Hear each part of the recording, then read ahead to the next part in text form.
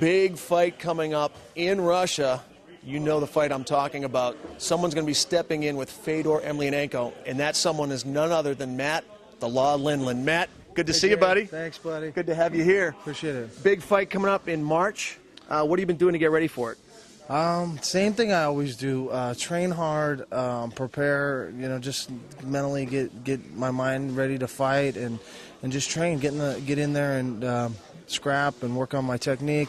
I'm going to do something a little different this one. I'm going to go back to my roots. I'm going to head out to Colorado Springs for a couple weeks and work with some of the best wrestlers in the world out there. So, outstanding. Now, you listen to what's going on in the community, and I'm sure you're hearing the scuttlebutt. He's a much bigger guy. He's essentially undefeated. Everyone's saying he's probably the best fighter that's ever existed. Does that get in your head at all? And if it does, or if it doesn't, how do you deal with that? It's more motivation to go out and be able to, beat a guy that everyone's saying, this guy's unbeatable, or you're too small, or you're not tough enough. It gives me a little more motivation. I'm going to train harder. I hope he's reading it. I hope he thinks, he's got an easy fight on his hands, and he underestimates me, because I'm definitely looking forward to this fight, and I'm preparing well for it. Now, back in the wrestling days, did you ever anticipate such an explosion of this particular sport, MMA? And it's got to be a nice feeling to catch a second career, not only catch a second career, but catch a lot of money along with it. Yeah, I don't know. I kind of thought about it. I jumped in the sport in '97 and did without any training. I went in and took 3 fights, and then I think I did those in 2 months apart. And I got away from it and said, I'm going to finish up my goals in wrestling.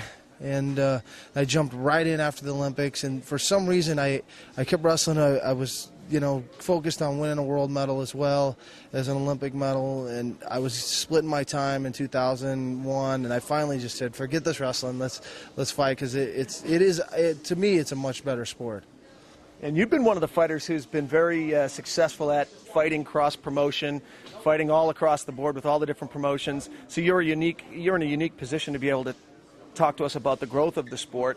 You've fought for so many different organizations. Tell us what you think MMA is going to be doing in the future. Well, I think we have no idea the possibilities, because the growth is very huge. We're on network after network. You're seeing it all over the place. Look, we're on TV right now. This is I would have never been able to have this opportunity wrestling. So for me, it's great. Whatever level of success we see and whatever kind of money we can generate out of this as athletes, I'm really happy with.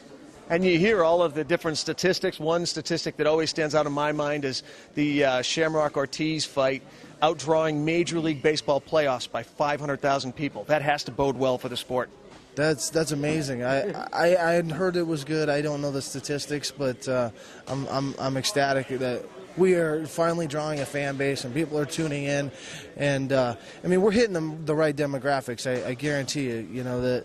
The kids love this sport, so they're gonna grow up and be adults that love this sport. So I love that. It's the very hard to reach demographic too. The male 18 to 35-year-old demographic, one of the demographics that advertisers want the most. That's got to help, especially in this ADD society we live in. Where nobody can they can't stay on one channel for more than 5 seconds unless if they're bored out of their mind they got to flip. So we're capturing that audience for a significant amount of time. I really like that. And tell us how your camp is shaping up. You have all sorts of stuff going on up where you train out of. Oh, we've got Dan Henderson getting ready to take on Vanderlei Silva in the Pride show.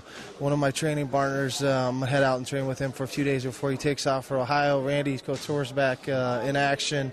I've got Chris Lieb and Ed Herman both getting ready for fights in the UFC. IFL out here in Atlanta, 5 guys.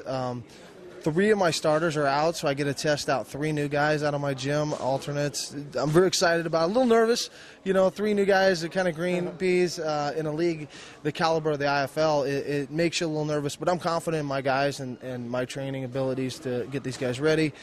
So we're looking forward to that. We got guys just fighting absolutely everywhere. I had guys just get back from Costa Rica for the Bodog show, and I'm going over to Russia. So successful at going cross promotions, as we said earlier. So tell us a little bit about the IFL. They have the team structure, team setup, unlike any other organization out there. Do you think that'll be effective in the future? It has been effective. It's always been effective. Watch college sports, college wrestling. It's kind of the model I think of it as. I was a wrestling coach at the University of Nebraska, and for me, it feels very natural. that these guys train together, they prepare together, they go out on the mat and they compete individually. We add up the score, and they're all cheering for each other. They're rooting for each other. They're helping the other guy, not just cheering and rooting. They're actually training together and helping them prepare to win. So that's exciting. Not only that, but you get the city loyalty, you get the state loyalty, you get the color loyalty. That's going to help with the fans, because even as fighters come and go, that you have the remaining loyalty to the team. It's great to be able to be in a city that identifies with the home team. Portland, Oregon, I've done a lot of promotions with Sport Fight in Portland, Oregon. We've gone a couple other places, but that's our home base, and we've developed a really good fan base, and that was actually the biggest drawing crowd we've ever had in Oregon was when the IFL came. So that says a lot about their promotion, their show. But it's, Sport Fight is growing exponentially as well out in the Northwest. So, yeah, I'm happy with everything, the way the sport's going.